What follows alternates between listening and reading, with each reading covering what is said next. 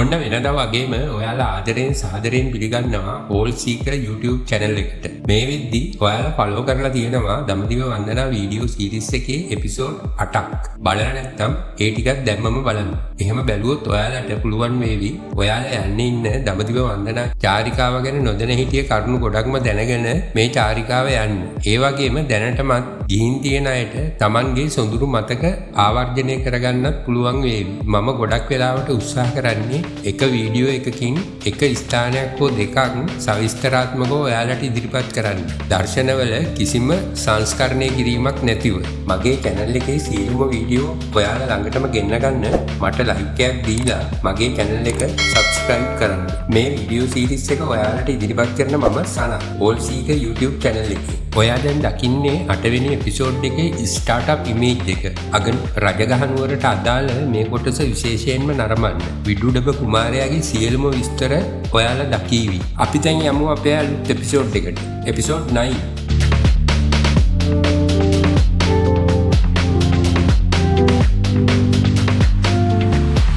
ගැල්ලෙරුණ තැන බලපු අපි කෙලින්ම ආවේ ගිජ්ජකුන්ට කන්ද පාමුල රත ගාලට.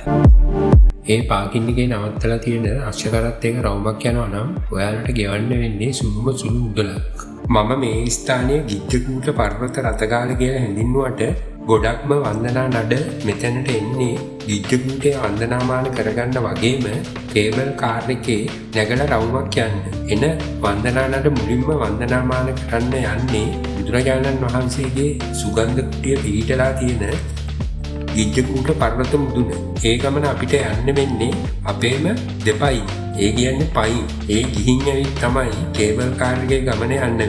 කේබල් කාර් එකෙන් ගිහින් අපි බහින්නේ රත්නගිරි කන්ද මුදුනේ. අන්න ඒ රත්නගිරි කන්ද මුදුනට යන කේබල් කාර් එකට ගොඩ වෙන්න තියෙන්නේ මේ රතගාල ආසන්නයෙන්ම තමයි. ඒ වෙනුවෙන් සකස් කරලා තියෙන ගොඩනැගිල්ල එක්කම සම්පූර්ණ කේබල් කාර් ටුවර් එක ගැන විස්තර ඊළඟ වීඩියෝයෙන් අරගෙන එන්නම්.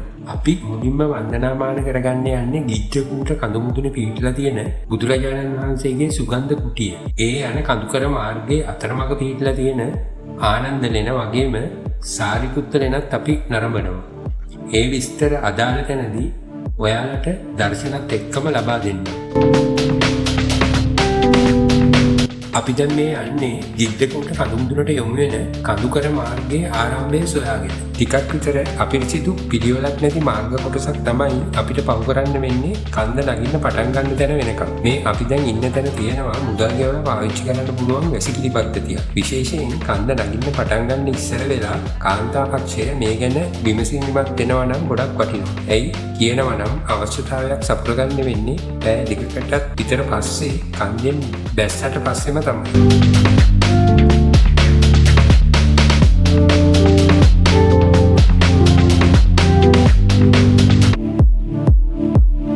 අපි ආවා කන්ද නගින්න පටන් ගන්න තැනට. මේ හරිය තොරම්බල් කඩනම් පාර දෙපැත්තෙම. අවශ්‍ය දෙයක් තියෙනවා නම් හෙට්ටු කරලා ගන්න පුළුවන්. කියපු ගානටම ගත්තොත් ඉතින් කියන්න තියෙන්නේ ඔයාලා පව් කියලා තමයි. ඔයාලට දැන් ඔය පේන්නේ රත්නගිරි කඳු මුදුන බලා දිවෙන රෝප් වේ එක. ඒ කියන්නේ කේබල් රථ මාර්ගය. අපි මේ ගමන ගිහින් ආපු ගමන් ඒ ගමනත් යනවා. ඊළඟ වීඩියෝ එකෙන් ඒ ගමන විස්තර බලමු.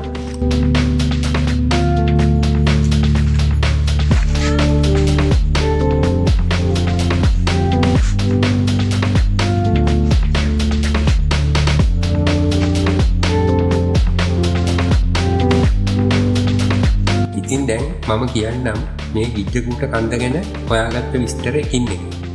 අපි කන්ද නගිනවා බල ඔයාලා මේ විස්තරයට සවන් දෙන්න. ගොඩක්ම වැදගත් වේවි කියලා මම හිතනවා. ඔයාලා දැන් දකින්නේ මගේ ආසන්නයෙන් කන්ද නැගපු අපේ නඩේ කට්ටිය. කකුල් වල අමාරුකම් තියෙන අයට මේ ගමන ටිකක් විතර දුෂ්කරයි. ඒත් එහෙම දුෂ්කරයි කියලා අත්හැරලා දාන්න පුළුවන් ගමනක් නෙමෙයි මේක. හේතුව තමයි ගිජ්ජකුන්ට පර්වත මුදුනේදී අපිට මුණ ගැහෙන්නේ බුදුරජාණන් වහන්සේ බොහෝ අවස්ථාවල වැඩ සිටි ලෙස ප්‍රකට. ඒ වගේම බොහෝමයක් ධර්ම කරුණු දේශනා කළ ගිජ්ජකුන්ට සුගන්ධ කුටිය වීම නිසා. ඒත් මට හොඳට මතකයි අපේ නඩේ ටිකක් වයසක කාන්තාවන් දෙන්නෙක් මේ ගමන ආරම්භයේදීම ආපහු හැරුණා. දෙපයින් මේ කන්ද තරණය කරනවා ඇරෙන්න එන කිසිම විකල්පයක් නම් නැති බව ඔයාලට මම අවධාරණය කරනවා.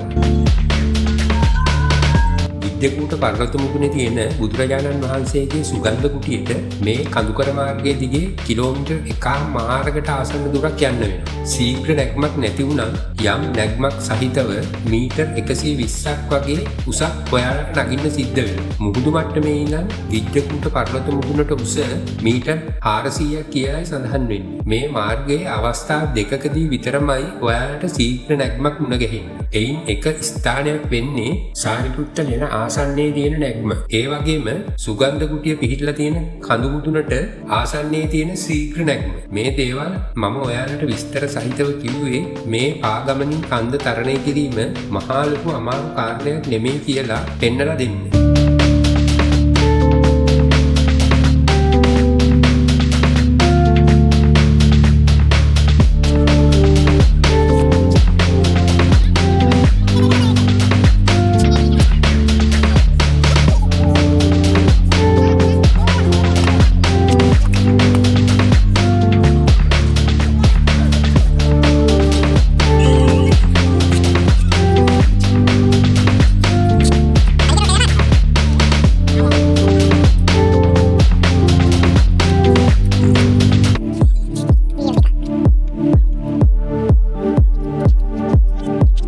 මේ මාර්ගයේ අඩක් වගේ දුරක් තරණය කරනකොට අපිට මුණ ගැහෙනවා තුම්මන් හන්දිය. ඒ තමයි අපි කන්ද නැගගෙන එනකොට අපේ වම් අත පැත්තට තවත් අතුරු මාර්ගයක පිහිටීම. මේ ඔයාලා දකින්නේ ඒ ස්ථානයේ දර්ශන. ගිජ්ජකූට කන්ද මුදුනට යන මාර්ගයෙන් පිට වෙලා වම් අත පැත්තට විහිදලා තියෙන මේ මාර්ගයට ඇතුල් වෙන කෙනෙකුට යන්න පුළුවන් රත්නගිරි කන්ද මුදුනට. ඒ යන අයට සිද්ධ වෙනවා මීටර් 800ක් වගේ දුරක් තරණය කළා මීටර් 60ක වගේ නැග්මකට මුහුණ දෙන්න. ඉන්දියන් ජාතිකයින් මේ මාර්ගය අදටත් භාවිතා කළත් වන්දනා නඩ අද දවසේදී මේ මාර්ගය භාවිතා නොකරන බව දැනගත්තා. බොහෝමයක් වන්දනා නඩ ගිජ්ජකූට කන්ද පාගමනින් තරණය කරලා ආපහු බැහැලා රත්නගිරි කන්ද මුදුනට සම්බන්ධ කරලා තියෙන කේබල් කාර් පද්ධතිය භාවිතයෙන් තමයි රත්නගිරි කන්ද තරණය කරන්නේ. අපි කළෙත් ඒ දේම තමයි. 10 වෙනි වීඩියෝවේදී මම ඔයාලට අරගෙන එන්නේ ඒ දර්ශන. ඉතින් මේ විස්තර අනුව ඔයාලට පැහැදිලි වෙනවනේ රෝප් වේ එක. කෙටියෙන්ම කියනවනම් කේබල් කාර් පද්ධතිය යොදාගෙන තියෙන්නේ ගිජ්ජකූට කන්ද තරණය සඳහා නෙමෙයි කියලා. ඒක සම්බන්ධ වෙලා තියෙන්නේ ගිජ්ජකූට පර්වතයේ ආසන්නයේම පිහිටලා තියෙන රත්නගිරි කඳු මුදුනට. එකම කඳු පන්තියක පිහිටලා තියෙන කඳු මුදුන් දෙකක් තමයි රත්නගිරි කඳු මුදුන හා ගිජ්ජකූට කඳු මුදුන. ඔයාලා මේ ස්ථානයට આવොත් පාගමනින් ගිජ්ජකූට කන්ද තරණය කළ යුතු අතර කේබල් කාර් භාවිතයෙන් රත්නගිරි කන්ද තරණය කළ යුතු බව මතකයේ රඳවා ගන්න. ගිජ්ජකූට කඳුකර මාර්ගයේදී හම් වෙන ඇල පහු කළ ගමන්ම දෙව්දත් තෙරුන් බුදුරජාණන් වහන්සේගේ බුද්ධ ශරීරය මතට ගල්පෙරළු ස්ථානයේ හම් වෙන බව අන්තර්ජාලයේ සඳහන් වෙනවා. ඔයාලා දැන් මේ දකින්නේ ඒ කියන ඇල පහුවෙච්ච ගමන්ම ඒ වගේම ආනන්ද ලෙන්ට ඉස්සෙල්ලා ගිජ්ජකූට පර්වත මුදුනට යනකොට අපේ දකුණු අත පැත්තෙන් තියෙන විශාල ගලක්. මේ කාරණාවට සම්බන්ධ වෙච්ච ස්ථානය සමහර විට මේ ස්ථානය වෙන්න පුළුවන්. නමුත් සහතික කරලම කියන්න පුළුවන් කරුණු මට හොයාගන්න බැරි වුණා.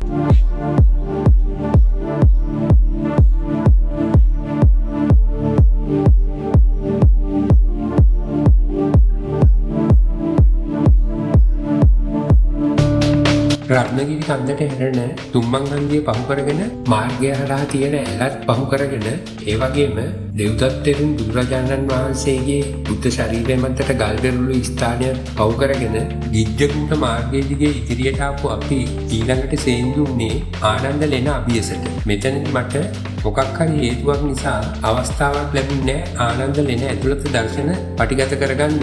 ඔයාලට දකින්න වෙන්නේ ඒ ලෙනට ප්‍රවේශ වෙන මාර්ගය විතරයි. ආනන්ද හිමියෝ භාවනායෝගීව වැඩ වාසය කළේ මේ ලෙනේ කියලා සඳහන් වෙනවා. බුදුරජාණන් වහන්සේගේ අග්‍ර වස්ථායකයා වුණේ ආනන්ද හාමුදුරුවෝ. බුදුරජාණන් වහන්සේගේ ගෝලයෝ අතරින් ඉතාමත්ම නිශ්ශබ්ද අනෙක් භික්ෂූන්ගේ සිත් ඇදගත් චරිතයක් තිබුණ ආනන්ද හිමියන්ගේ ධාරණ ශක්තිය ඉතාමත් ඉහළ මට්ටමක තිබුණු බව සඳහන් වෙනවා. මේ ඉහළ මතකයේ තබා ගැනීමේ හැකියාව නිසා ධර්මය ආරක්ෂා කරන්නා යනුවෙන් නමක්ද පටබැඳිලා තියෙනවා. ආනන්ද හිමි බුදුන්ගේ පළමු ඥාති සහෝදරයා වෙනවා. බුදුන් වහන්සේගේ පරිනිර්වාණයට සුළු මොහොතකට පෙර උන්වහන්සේ ආනන්ද හිමියන්ගේ ගුණ කථනයක් කළ බවත් දීඝනිකායේ මහා පරිනිබ්බාන සූත්‍රයේ මෙය ඇතුළත් වෙන බවත් දැනගත්තා. ආනන්ද හිමියන් ගැන ගොඩක් කරුණු කාරණා සඳහන් කරන්න පුළුවන් වුණත් මම කියන්නම් උන්වහන්සේ අග්‍රස්ථානයේ සිටිය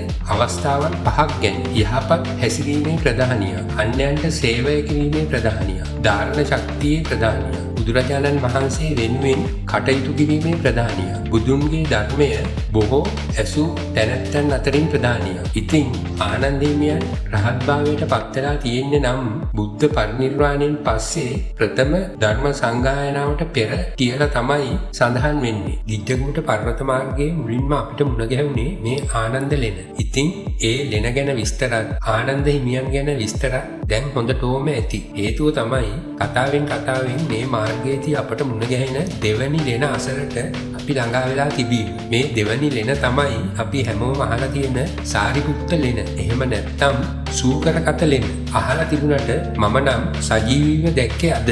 බුද්ධ චරිතයේ එක්ක ලොකු බැඳීමක් තියෙන මේ ගුහාවේ සමහර අවස්ථාවල් වලදී බුදුරජාණන් වහන්සේ වැඩ වාසය කරලා ධර්මයේ දේශනා කරලා තියෙනවා. මෙතනදී තමයි සතරවරම් දෙවිවරුන්ගේ ඉල්ලීමකට අනුව අපි හැමෝම අනිවාර්යයෙන් බය වෙන ආටානාඩිය සූත්‍ර දේශනාව සිදු කරලා තියෙන්නේ. ඌගන් විසින් හාරලා සකස් කරන ලද ලෙන යන තේරුමෙන් තමයි සූකරගත ලෙන කියලා මේ ලෙන නම් කරලා තියෙන්නේ. සරියුත් මහරහතන් වහන්සේගේ චරිතයට කිට්ටු සම්බන්ධතාවයක් තියෙන නිසා සාරිපුත්ත ලෙන කියලා හඳුන්වනවා. සරියුත් හිමියන් මහරහත් භාවයට පත් වෙලා තියෙන්නේ මේ ලෙන තුලදී කියලායි කියන්නේ. උන්වහන්සේගේ බෑණුවන් කෙනෙක් වන දීඝනක පරිබ්‍රාජකයට සූකරගත ලෙනේදී බුදුරජාණන් වහන්සේ දේශනා කළ ධර්මය අහලා තමයි මේ විදියට මහරහත් භාවයට පත් වෙලා තියෙන්නේ. සාරි බැමිණියගේ පුත්‍රයා බැවින් සාරිපුත්ත වූ සරියුත් මහරහතන් වහන්සේ ප්‍රඥාවෙන් දෙවෙනි උනේ බුදුරජාණන් වහන්සේට පමණක්. මහා ප්‍රඥාවන්ත භික්ෂූන් අතරින් අගතනතුර බුදුන් වහන්සේගේ දකුණක් සව් තනතුර ඒ වගේම ධර්ම සේනාධිපති තනතුර දරලා තියෙන මහා සරියුත් මහරහතන් වහන්සේ කලින් කල හටගන්නා දරුණු උදරාබාධයක් හේතුවෙන් දුක් විඳලා තියෙනවා. උපන් ගමවන නාලක ගමට වැඩම කරපු උන්වහන්සේ තම මව වන රූපසාදී බැමිණියට ධර්මයේ දේශනා කළා සෝවාන් ඵලයට පත් කරවලා අවසානයේ පිරිනිවන් පාලා තියෙනවා. උන්වහන්සේගේ අස්ථි ධාතු ලබාගත් බුදුරජාණන් වහන්සේ ඒවා තැන්පත් කරලා සෑයක්ද කර වූ බව ඉතිහාසයේ ලියවිලා තියෙනවා.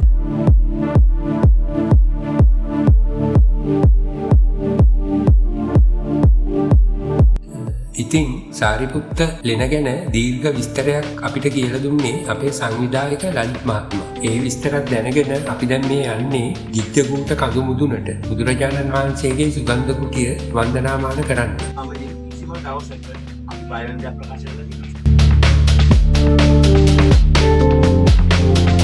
මම මුලින් කිව්ව සූකරකත ලෙන ළඟ තියෙන ශීඝ්‍ර රැග්ම තමයි මේ. මේ දේ මෙතනදී නොකියම බෑ. ඔයාලට තේරෙනව නේද අපේ නඩේ නංගිලා දෙන්නේ කකුලේ ආබාධයක් නිසා අපහසුයෙන් කන්ද නගින මගේ බිරිඳට සහයෝගය ලබා දෙන ආකාරය. කන්ද නැග ගන්න. මේ ගමන ආරම්භයේ ඉඳන්ම ඒ දෙන්න එයාට පිට වුණ ආකාරය මම දැක්කා. මේ වෙනුවෙන් ඔයාලා දෙන්නට මගේ උත්තමාචාරය මේ වෙලාවේදී මම පිරිනමනවා. තම කියනවා නම් කරනවා නම් මේවා තමයි පින්.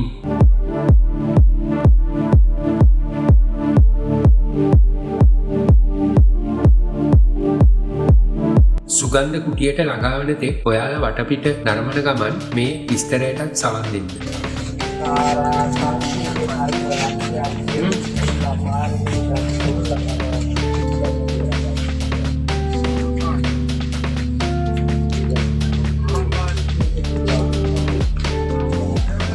සුගන්ධ කුටිය පිහිටලා තියෙන ගිජ්ජකූට කඳු මුදුනේ එක පසෙක පියාපත් නමා වාඩි වී සිටින ගිජ්ජුලිනියෙකුට සමාන පර්වත පිහිටීමක් දැක ගන්න පුළුවන්. ඒ පිහිටීම නිසා මේ ගිජ්ජකූට කඳු මුදුන වල්චර්ස් පීක් ගිජුලිහිණි මුදුන ලෙස ප්‍රසිද්ධියට පත් වෙලා තියෙනවා. නමුත් මගේ කැමරා කාචයේ කන්ද මුදුනේදී ඒ පිහිටීම ග්‍රහණය කර නොගත් නිසා අන්තර්ජාලයෙන් ලබාගත් ඡායාරූපයක් මම ඔයාලට පෙන්වන්නම්. ඇත්තම කියනවා නම් මට ඒ පිහිටීම කැප්චර් කරගන්න බැරි වුණේ මගේ නොදැනුවත්කම නිසා. ඒ තැනට යනකොට මම මේ කියන කිසිම දෙයක් දැනගෙන හිටියේ නෑ. ඒ හේතුව නිසායි මම ඔයාලට කියන්නේ මේ චාරිකාව යන්න යමක් දැනගෙන. මම ගියා වගේ මොකුත්ම නොදැන යන්න එපා.